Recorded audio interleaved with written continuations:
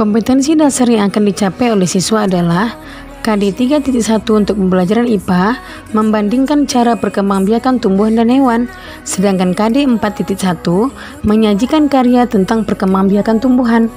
Sedangkan untuk KD IPS 3.1 mengidentifikasi karakteristik geografis dan kehidupan sosial budaya, ekonomi, politik di wilayah ASEAN. KD 4.1 menyajikan hasil identifikasi karakteristik geografis dan kehidupan sosial budaya, ekonomi, dan politik di wilayah ASEAN. Untuk KD Bahasa Indonesia 3.1 menyimpulkan informasi berdasarkan teks laporan hasil pengamatan yang didengar dan dibaca, sedangkan 4.1 menyajikan simpulan secara lisan dan tulis dari teks laporan hasil pengamatan atau wawancara yang diperkuat oleh bukti. Ini adalah tujuan pembelajaran dari tema 1, subtema 1, pembelajaran 1. Apa yang kalian ketahui tentang tanaman ini? Apa manfaatnya dalam kehidupanmu? Apa yang ingin kalian ketahui tentang tumbuhan sebagai sumber makanan? Perhatikan gambar berikut ini. Hewan dan manusia memperoleh manfaat dari tumbuhan. Manfaat tumbuhan bagi manusia antara lain, yang pertama sebagai sumber energi bagi manusia, yang kedua sumber vitamin untuk menjaga kesehatan tubuh, yang ketiga sebagai sumber oksigen untuk bernapas, yang keempat pengikat air tanah, yang kelima peneduh dan memperindah kehidupan di bumi. Apa manfaat tumbuhan bagi hewan? Nah, manfaat tumbuhan bagi hewan adalah sebagai sumber energi bagi hewan tersebut. Kemudian tumbuhan merupakan sumber bagi kehidupan manusia dan hewan.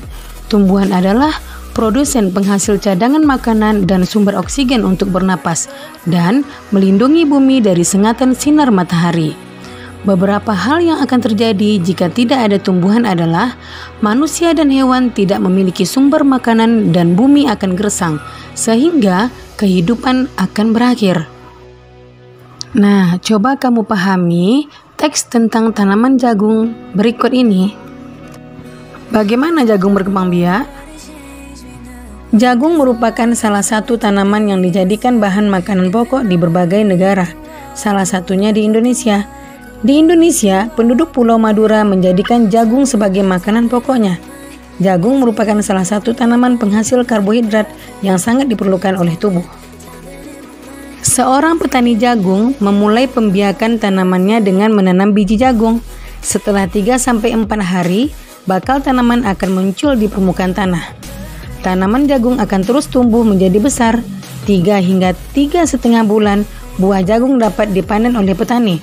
Buah jagung yang berbentuk seperti tongkol pada mulanya berupa sekuntum bunga.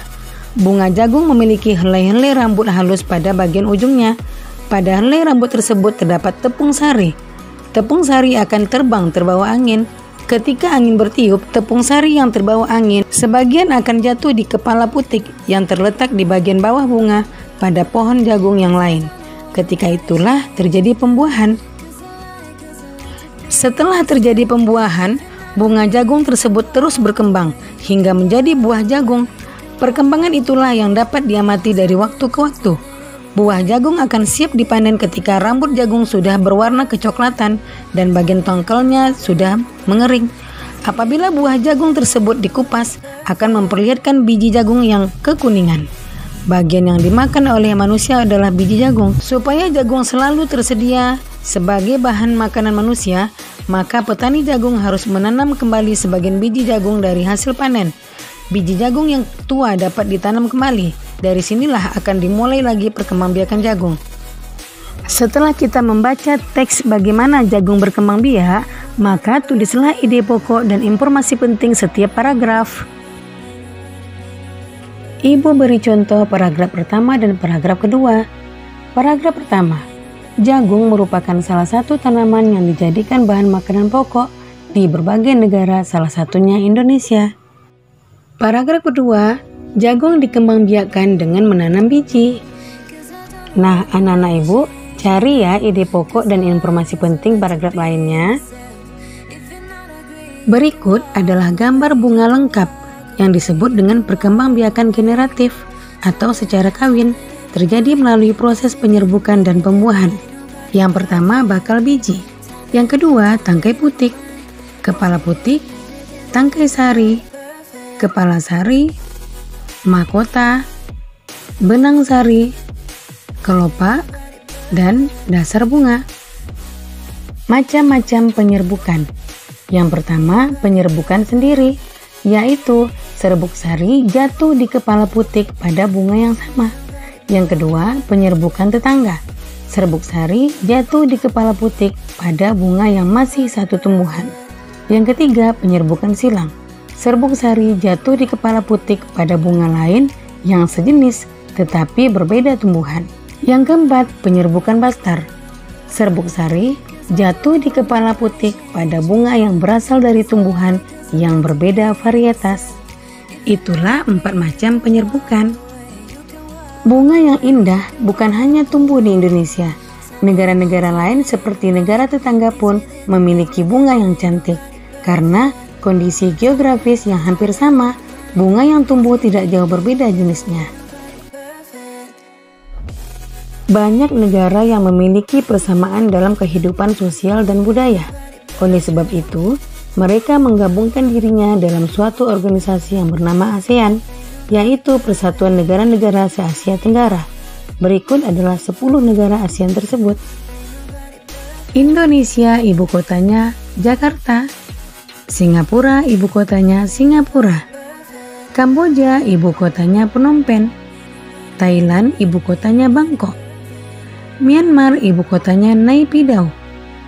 Laos, ibu kotanya Vientiane. Vietnam, ibu kotanya Hanoi. Malaysia, ibu kotanya Kuala Lumpur. Filipina, ibu kotanya Manila. Dan Brunei Darussalam, ibu kotanya Bandar Sri Begawan. 5 negara yang menjadi anggota pertama ASEAN di tahun 1967 adalah Indonesia, Adam Malik, Malaysia, Tun Abdul Razak, Thailand, Tanat Koman, Singapura, S. Rajaratnam, dan Filipina, Narciso Ramos.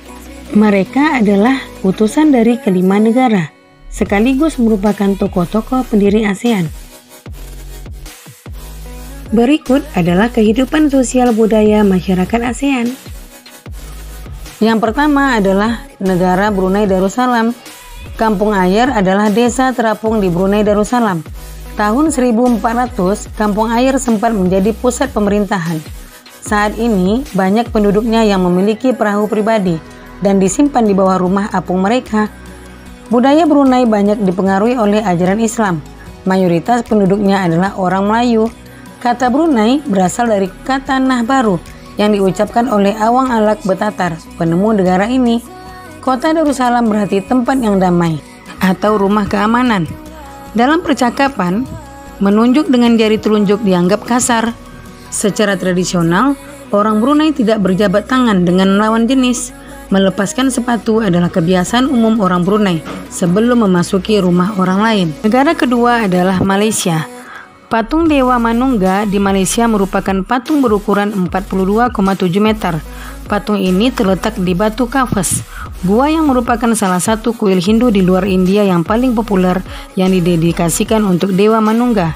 Malaysia memiliki kota yang bernama Georgetown, yaitu kota yang terdaftar dalam UNESCO World Heritage. Kota ini terletak di Pulau Penang. Georgetown adalah kota yang memiliki ragam jenis budaya. Banyak gedung peninggalan masa Eropa dan bangunan bernuansa Melayu Tionghoa. 3 kaum utama di Malaysia adalah kaum Melayu, Cina, dan India. Musik tradisionalnya banyak dipengaruhi oleh budaya Cina, Islam, India, dan Indonesia. Makanan khasnya adalah nasi lemak. Yang ketiga adalah negara Filipina. Budaya Filipina merupakan hasil perpaduan antara budaya Barat dan Timur. Kehidupan budayanya dipengaruhi oleh budaya Melayu, Cina, dan Spanyol. Bahasa Filipina adalah bahasa nasional, dengan bahasa Inggris sebagai bahasa pengantar untuk urusan perdagangan atau pergaulan. Ada 8 dialek utama yang digunakan masyarakat Filipina. Po dan Opo adalah sebutan orang Filipina terhadap orang yang lebih tua. Mereka memanggilnya dengan menggunakan kata-kata seperti kuya, ate, monang, atau manang, yang menunjukkan rasa penghormatan. Yang keempat adalah Kamboja. Banyak candi di Kamboja terbuat dari batu. Dewa-dewa dari agama Hindu dan Buddha terukir pada tembok. Tari Apsara lahir pada 2000 tahun yang lalu. Relief tarian banyak ditemukan di bangunan-bangunan keagamaan di Kamboja. Orang Khmer mengenakan syal kotak-kotak yang disebut krama. Yang keempat adalah negara Myanmar. Myanmar disebut sebagai negara 1000 pagoda. Hal ini disebabkan karena sangat mudah menemukan kuil-kuil suci Buddha. Mayoritas penduduk Myanmar adalah keturunan Tibet. Bahasa yang digunakan adalah bahasa Burma. Pakaian tradisional Myanmar yang disebut dengan longyi mirip sarung Indonesia. Namun, kain ini membelit bagian tubuh mereka mulai dari perut hingga betis. Longyi yang berbahan kain katun bukan saja dikenakan pria dewasa, namun juga anak-anak dan wanita. Yang keenam adalah negara Vietnam. Permainan menangkap jangkrik dengan mata tertutup adalah permainan tradisional anak Vietnam. Anak yang berada di tengah lingkaran matanya ditutup kain, menangkap salah satu teman dan menebak namanya. Yang ketujuh adalah negara Laos. Nama Laos berhubungan dengan penemunya, yaitu Ai Lau. Orang Laos terkenal kesabaran dan kesederhanaannya. Hal ini terkait dengan ajaran agama Buddha yang banyak dianut masyarakatnya. Olahraga tradisional di Laos adalah katau, seperti olahraga bola voli, namun menggunakan kaki untuk menangkap dan memukul bola. Bola terbuat dari anyaman bambu. Selanjutnya, negara Singapura. Singapura memiliki lambang negara yaitu Merlion. Merlion adalah patung berkepala singa dan berbadan ikan. Menurut mitos, Singapura dahulunya adalah kampung ikan. Kampung ini bernama Temasek, yang berasal dari bahasa Jawa, yang artinya lautan. Singapura berasal dari kata Sanskerta yang berarti kota singa. Penduduk Singapura berasal dari Cina, Melayu, India, dan Eropa. Kaum Baba adalah sebutan bagi keturunan Cina Melayu. Singapura memiliki 4 bahasa resmi, yaitu Melayu, Mandarin, Inggris, dan Tamil. Masyarakat Singapura memiliki budaya jalan kaki. Sekitar 80% masyarakat memilih untuk berjalan kaki kemana-mana. Hal ini disebabkan harga kendaraan, yaitu mobil dan bahan bakar, sangat mahal. Kepiting cabai adalah makanan yang sangat digemari masyarakat Singapura. Terakhir adalah negara Thailand. Thailand adalah satu-satunya negara di ASEAN yang tidak pernah dijajah bangsa Eropa. Thailand dalam bahasa Thai adalah Pratit Thai, yang artinya tanah kebebasan. Sejak tahun 1800-an, Thailand berubah nama, antara lain Siam, dari bahasa Sanskerta yang artinya gelap atau coklat, dan Thailand. Wilayah Asia Tenggara dibagi menjadi 2 daratan, yaitu yang pertama, daratan berbentuk semenanjung. Wilayah yang berbentuk semenanjung adalah Myanmar, Thailand, Laos, Kamboja, Vietnam, dan wilayah Malaysia bagian barat. Yang kedua, berbentuk gugusan kepulauan. Wilayah yang berbentuk gugusan kepulauan adalah Filipina, Indonesia, wilayah Malaysia bagian timur, Singapura, dan Brunei Darussalam. Sungguh menarik kehidupan sosial budaya penduduk negara tetangga. Kamu akan belajar lebih banyak lagi loh tentang negara-negara ASEAN.